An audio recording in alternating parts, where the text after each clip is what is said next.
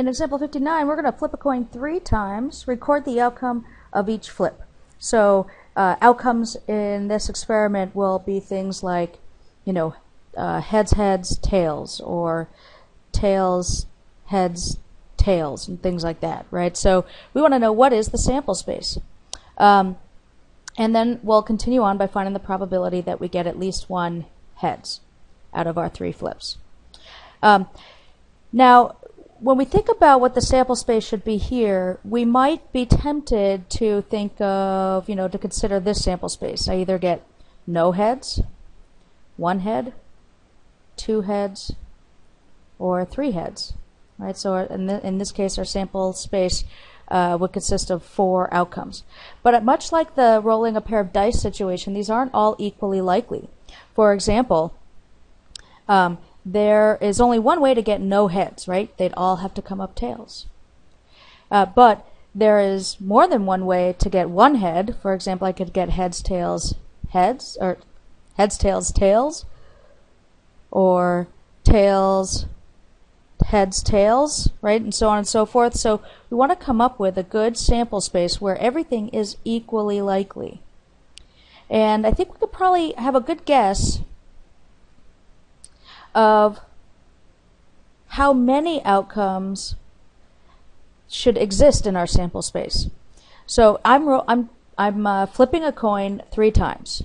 So there's the first coin, second coin, third coin. The first coin could come up any of 2 ways, right? Heads or tails. So I've got 2 ways for the first coin to come up.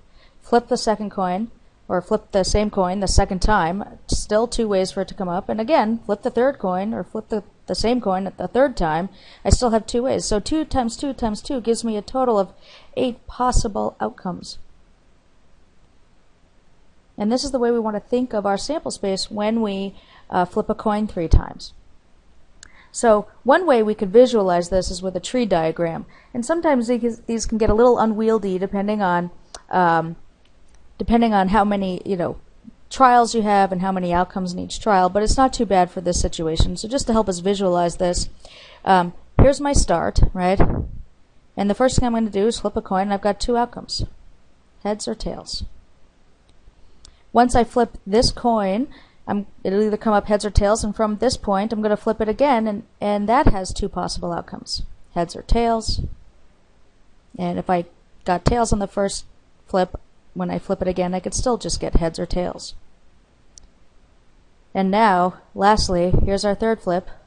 Each of these outcomes, when I toss this coin or flip a coin this third time, I still have 2 possible outcomes for this third flip.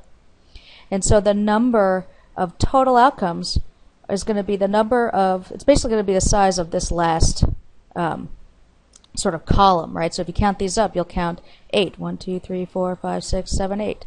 And which sort of agrees with what we figured out ahead of time just by doing a little bit of counting. And so using the tree, we can actually use the tree to help us make sure that we don't miss any when we write them down. So this branch of the tree here would correspond to heads, heads, heads. This branch would be heads, heads, tails.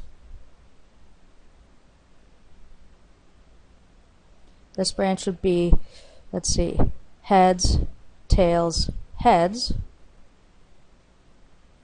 And this one would be heads, tails, tails.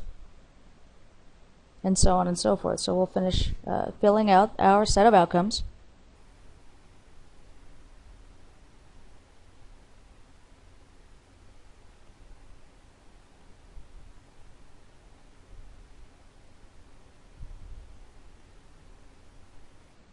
And so this list right here, this makes up our sample space.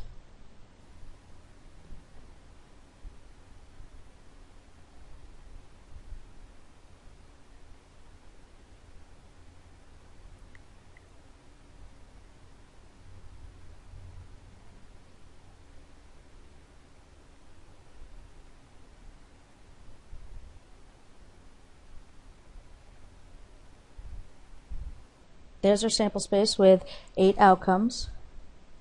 And now we could follow up. The question that they asked us at the end here was, what's the probability that we get at least one heads?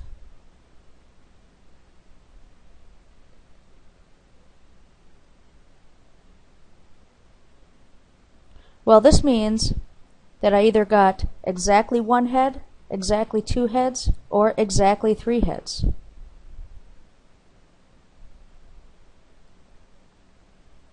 Of course, notice these events here, this 1 heads, 2 heads, 3 heads, these are mutually exclusive, right? I either got exactly 1, exactly 2, or exactly 3. And so we can find this probability, the number of ways that we can get at least 1 head will consist of these first 7 outcomes. And there's 7 of those over the size of our sample space, which is 8. So the probability that we get at least 1 head is 7/8.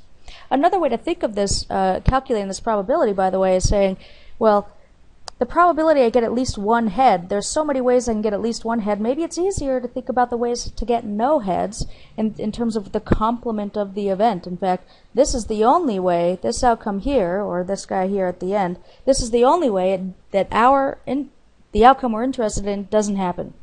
So that must mean that the rest of them, these 7, is the number of ways it does happen. So the probability of getting at least 1 head when I toss a coin 3 times is 7/8. And if we like, we can write this as a decimal. 7 divided by 8, 0.875, or 87.5%.